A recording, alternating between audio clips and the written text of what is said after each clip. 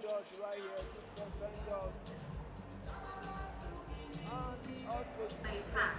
That is something embedded in our DNA. We'll take it home, we'll take it home, we'll take it home. But taking a slightly different turn with my guest here in the radio booth, I have a very young and passionate Nigerian who makes Nigerian food and really wants to showcase why I suppose all of us right here in and outside of the hall should patronize her company. Hello, Tracy. Hi, hello. So, where are you making in Tracy, tell us about your company. fully owned Nigerian brand. We sell protein yam chips for easy convenience. Because these are yam all year round. We have easy myself. Okay. Currently exporting to UK. Okay. UK. And we're here today to showcase our yam.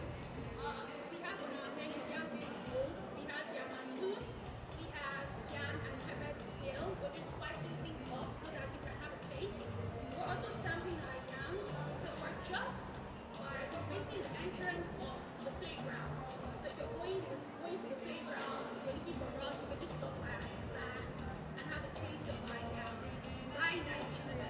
To grow the Naira. To grow the island. Alright, do you win all that yam tour? Do you have any discounts or offers going on? Yes, if you buy a pack of 2-3 packs.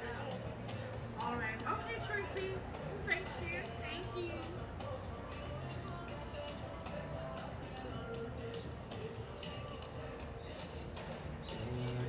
Embedded in our DNA. We'll take it home, we'll take it home, we'll take it home. But taking a slightly different turn with my guest here in the radio booth, I have a very young and passionate Nigerian who makes Nigerian food and really wants to showcase why I suppose all of us right here in and outside of the hall should patronize